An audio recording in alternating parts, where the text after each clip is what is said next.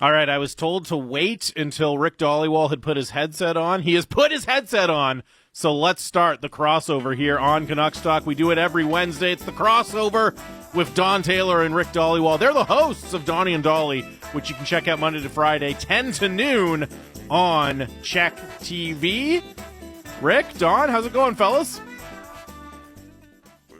Couldn't be better. Very well, very well. Yeah. I've got a cold, but other than that, we're good. Yes, I've noticed tuning in over the last few days, Donnie. But you're playing hurt. You're fighting through it. You're not the only one.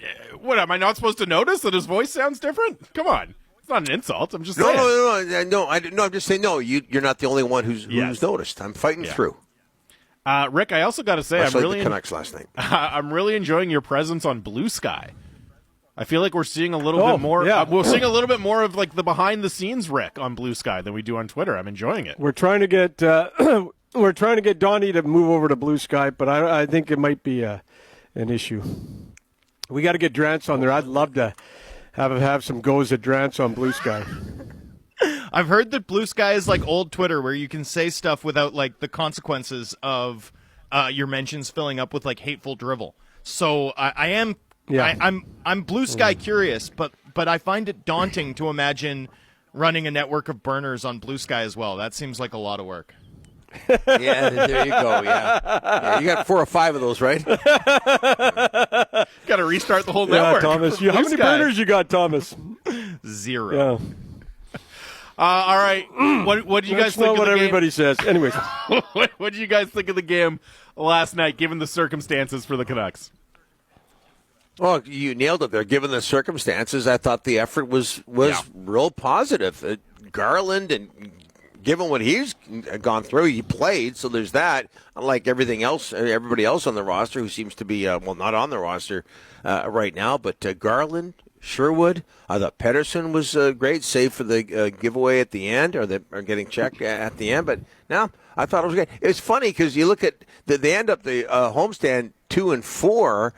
And a 6-game homestand 2-4. We all know about their poor home record, and yet, and I don't know what the post-game show was like, Rick, on 650, but I just sensed a lot of people going, you know what? There are excuses here, and better times ahead once things get turned around, adversity-wise.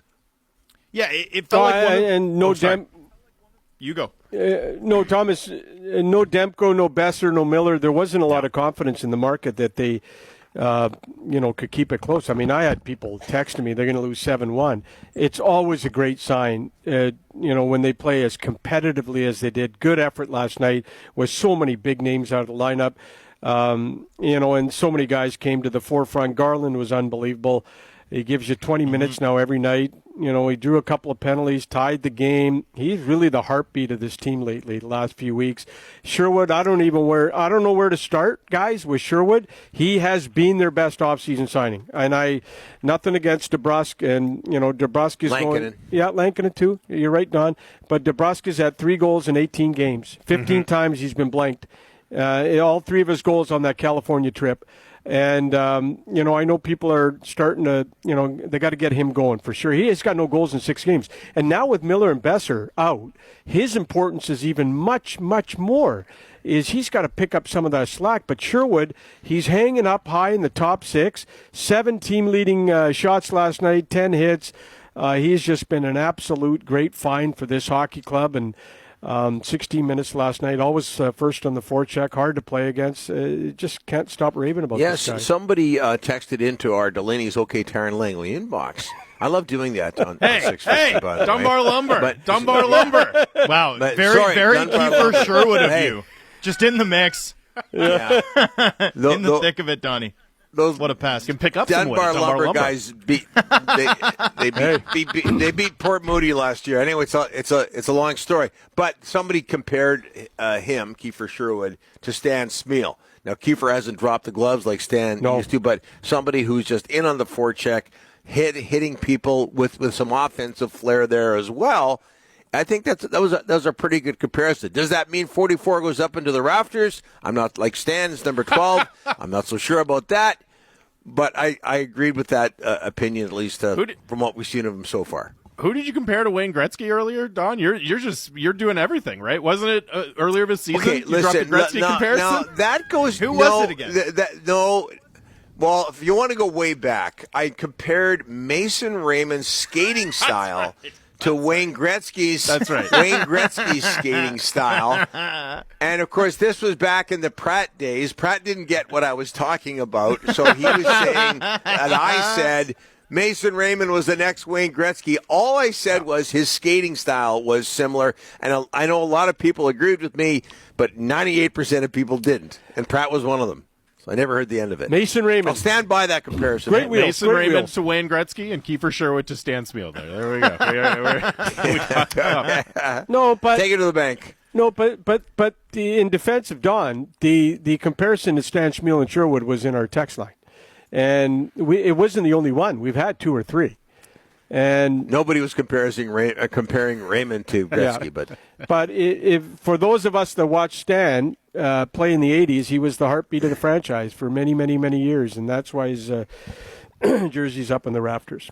My favorite Kiefer Sherwood play wasn't the goal last night. He got a pass from Pettersson on the rush, and he faked a slap shot, made Shesterkin move just a sec, and then he changed the angle on his wrist shot and unleashed one of 3 wrist shots that he took on Shesterkin that handcuffed him. Like that he had to fight off and couldn't control the rebound, which is tough to do given that Shesterkin is the best goaltender on the planet right now.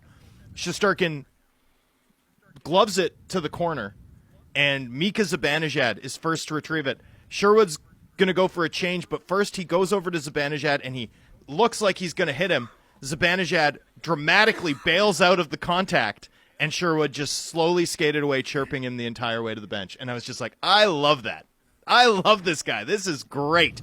That lost art in the game. Honestly, you just don't see enough of that, in my view, these days, but you see it every single night. Just that game within a game stuff from Kiefer Sherwood, something this team needed, right? Like so many of the guys that he's replacing, guys like Sam Lafferty, just didn't play to that identity consistently enough for this team, and it mattered when the chips were down in the playoffs. Sherwood does it every single time. Well, everybody was talking and how bad it was for the Canucks, such a negative to lose Zadorov. I know he plays another position, but you mentioned the game within a game and the chirping. You saw what Zadorov did with Kane last year. I don't think things are necessarily trending this way, but do you not want to see Kiefer Sherwood in a playoff game, in a playoff series, a real edgy playoff series, and the role he could play, like with that game within a game, not to mention scoring goals, hitting, that sort of thing? That would be just absolutely fabulous. So in a strange way, I think they've replaced Zadorov with Sherwood, if you get my drift. Yeah. It's kind of like the Raymond Gretzky comparison. No, I get you this saw one, Don, don't worry. Lafferty. You saw Lafferty, McCabe get moved to the top 6 last year, guys.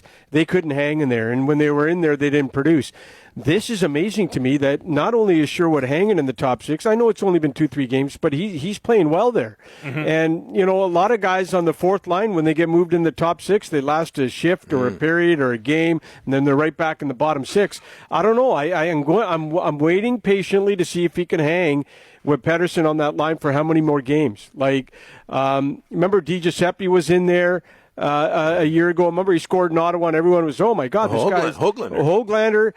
So these guys get put in the top 6 and then sometimes they get knocked out. But I want to see how long he can hang with Pettersson on that line. Well, if we're throwing out comps to Canucks icons, how about Alex Burrows, right? Bottom 6 player who gets his shot in the top 6, playing with more skilled players and shows a little, undrafted, exactly, shows that he has the talent not just to do it for a stint, but to hang there and compliment them. Really good at tennis. Do we know Kiefer Sherwood is really good at tennis? I have no idea. Is he a ball hockey guy? Pickleball. Sherwood's been a nice story, and he brought some of that FU, right, that Tocchet was talking about the team missing in Miller's absence last night. The club's going to need more of it, without question. You sort of yada-yada'd the DeBrusk side of this, though, Rick, but if this team's going to stay afloat, if Besser doesn't go on this road trip, and I'm guessing we'll find out more after practice today, but he's not practicing today. After skating yesterday, it's not like he's escalating, the way we might expect a player in the protocol to. We don't exactly know what Demko's timeline is, right? And we do assume that JT Miller is going to be absent for this entire 6-game road trip coming up. I mean, this team does need more from Jake DeBrusk here, right? Absolutely, and remember those preseason polls? And I know in July and August it's hard to do all sports radio. Believe me, it's tough. You'd rather be sitting on. Well, we wouldn't know that right now. We wouldn't know that. But listen, all those stories about DeBrusk is going to score 30 this year. He's going to score 35. He's going to score 40. He, by his own admission, would probably be saying, "Look, I didn't think I'd have 3 goals after 18 games with the Canucks." He's on pace for 13, right? But you need them now more than ever, especially with Besser and Miller out. And you're going to start this road trip most likely without Besser and Miller. And you got these 2 wide open, spots in the top 6 that need other guys to pick it up. Thank goodness for Garland, and thank goodness for Sherwood for stepping into those roles last night and producing. And boy, because if those 2 guys don't produce last night, what's it looking like? But he's got to pick it up. Bottom line, he's been moved up line 1, line 2, line 3. He's played with every center on the team almost. It's time for him now to find some chemistry with someone and start showing why the Canucks went out and gave him the biggest free agent contract on July 1st. It's just so hard to criticize Jake DeBrusk. And you know what? Look, you're in the public eye. You're making good money. Your resume's pretty darn good. High expectations. So there are those expectations. But he's such a nice guy. Yep. And Thomas, I know you've interviewed him, and he comes across as so intelligent, such a nice guy. But Rick's right. The bottom line, 3 goals in 18 games. And what did you say he was on pace for? 13. 13. You did the homework. He's on pace for 13. Yeah, I had to teach Rick about cross-multiplying today to come up with that. But anyway. Stop. I asked you to tell me what pace he's on, and you went into some big grade 12 math lesson. I don't think it was grade 12, to be honest with you. Anyways. You had to be there. Yeah. Grade 8, maybe. I would love to see Dhaliwal learns math. That'd be a good segment for you guys. Get out the whiteboard and put some equations up there. He wasn't the only one. Hey. Like the rest of the 98% of the rest of the Vancouver sports media, I barely got past grade 12. Me too. But you make the point including about DeBrusk. You, Drance. Yeah. We know that's not true, but okay. I have many leather-bound books. Yeah.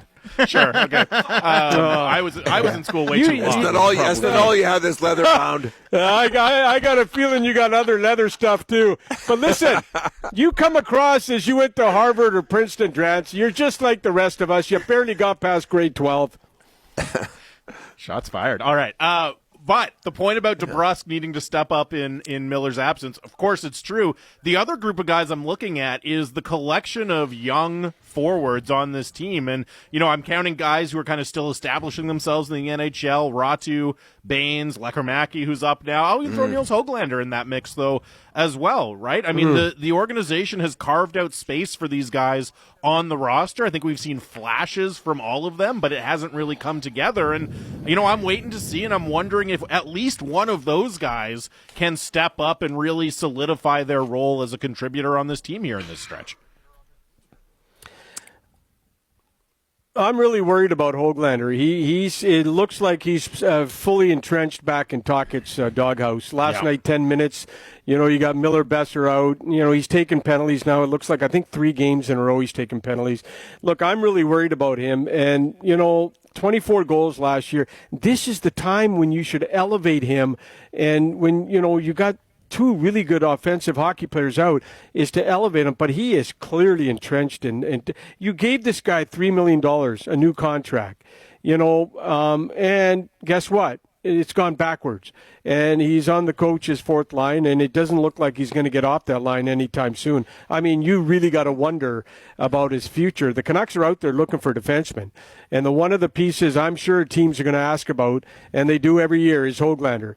And the Canucks are going to have to make, if he's not going to be Tockett's type of guy, then you got to move him. See, this is exactly the opposite of what you said on our show today. Stop it. When I brought up the possibility of trading Niels Hoglander, because one of the first things I thought of, and I think Bruff and Ruff were talking about it earlier today, about how one of the first things that hit me when I heard that contract was, 24 goals, none on the power play. That's a tradable contract.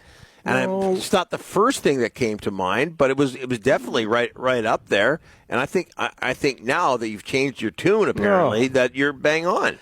He's a young drafted Vancouver player, just scored 24 goals. He got a real nice contract based off of that and showing up the training camp. But it is movable. He was one of the most conditioned guys at camp. And when the Canucks saw his results at camp, they turned around that same day and called his agent and said, let's talk contract.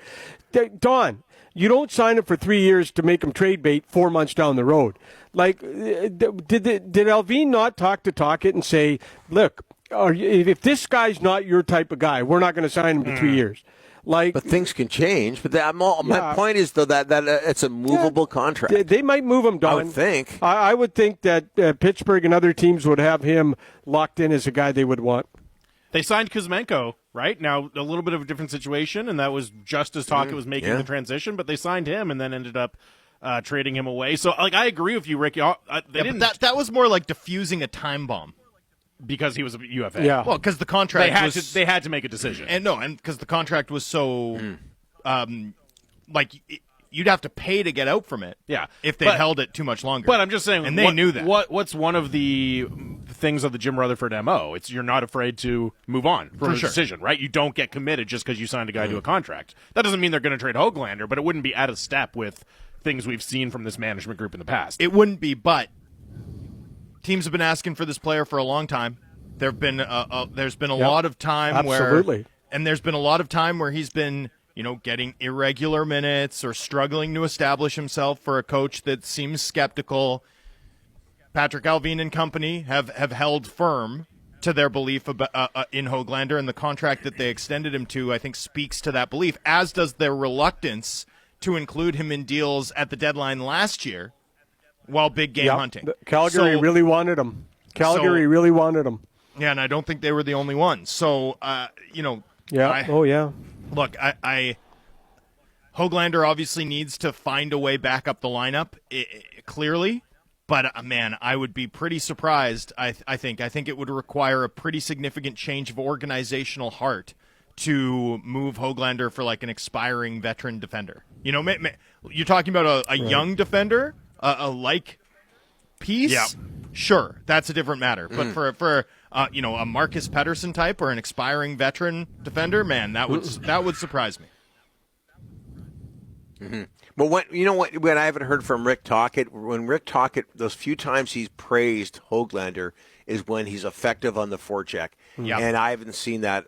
Nobody has for a long time. Been a tough he's week got to get back two. to doing that relatively simple thing and get back to doing that and get back in the coach's books and get it back into that top six if he can. Absolutely. Especially right now with the Besser not there and Miller not there. Yes. Right now he's on pace for fewer than 13 goals.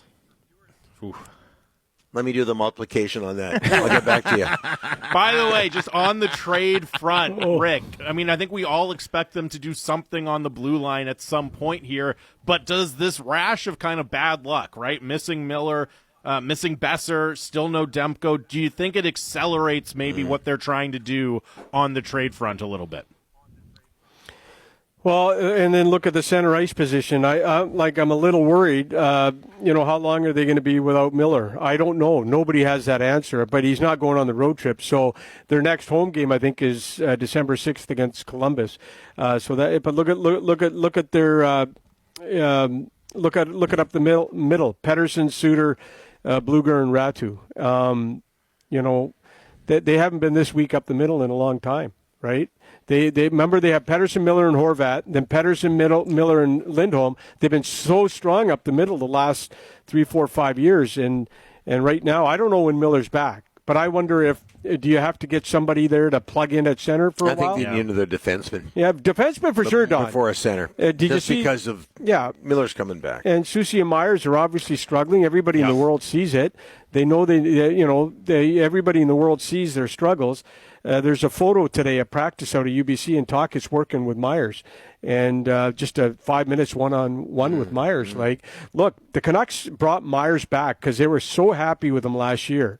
And, and Myers had told his agent that I want to go back to Vancouver. So it was a marriage that was going to happen. But, I mean, right now, their defense, they're giving up way too many goals. This homestand, oh, my goodness. and they've given up, I think, 4 or more goals 7 times at home this year. That's not talking hockey. No, 5 or more. 5, yeah. I mean, they were on the ice for another 2 5-on-5 goals against last night. Soucy played fewer minutes than Brandstrom, right? I mean, we're at the point only 14. We're at the point where this team needs to consider internal options if they can't make a trade quickly. This second pair, for the most part, they don't have to they don't even have to win their minutes. They just have to limit the damage. Yeah. And right now they're teetering on the edge of not even being they're giving back all of what Hughes and Hronek are doing in terms of winning the matchup. I don't even know what the solution is. I was talking to some pro scouts about it last night. What are you seeing? Because I like these players. We've seen them succeed. They succeeded last year. What are you seeing? And the fact is that the pace isn't there. They don't look confident enough to make plays, and you can't hide on defense. It's if one player in a partnership is struggling, it can spill over to the other one, and it just seems like Soucy started the season a little bit slowly, and then it spilled over to Myers, and now they kind of can't get out of it. Well, you mentioned all those elements to what makes a good defenseman, Thomas, and one thing, and Tocchet talks about it a lot. I wonder if this is what he was talking about at practice today, boxing out. Yeah. You're not sure what to do. Pick somebody and make sure he doesn't pounce on a loose puck. And I think that to me would be the number one concern with that defense pairing is just, and it's such a simple minor hockey thing that we're talking about. Boxing out, finding somebody and eliminating them from the possibility of pouncing on a rebound. And I'll bet you that's what Tocchet was talking to Myers about today. Well, and look at the winning goal. He was in the corner, and there was an odd man situation in front of the net. And here's another one for you guys. Look at Quinn Hughes' minutes. 28 minutes last night, 27 Nashville. That was after 25 against Chicago. And when you don't have confidence in certain guys on the blue line, that's exactly when Quinn Hughes' minutes start soaring. Especially when you're behind in a game. Yeah, absolutely. Yeah. All right, we got to let you guys go, but I want to pass this along from the Dunbar Lumber text line. Our listener Dave in Cedar saying that his daughter is doing cross multiplication in grade 6 currently. So we're talking grade 6 level math here. That's from Dave in Cedar. She's ahead of her grade like level. That. I don't know. Oh, yes, it did. No, I said to Donnie, Donnie, what is he on pace for? And then Donnie got his pen and paper out, and then he said 13. Most people would get their phones out. Well, but I'm old, so I'll give you that. It was as simple as Donnie, what's he on pace for? Donnie got the number, bottom line, boom. Dhaliwal in math class, they were like, what's 5 times 5? And he was like, Garth Butcher. All right, we'll leave it there. What? I'm gonna knock that smug smile off your face, Drance. Once he's on Blue Sky, you go at him, Rick. Once he's on Blue Sky. All right, Blue Sky. Come on over. We'll talk next week, fellas. Thanks for doing this. That is Don Taylor and Rick Dhaliwal joining us for the crossover as they do every Wednesday.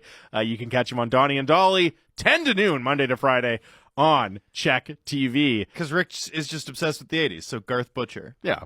5 times 5. Yeah, it was a little bit of a... I don't think he got it. No, I don't know what he did.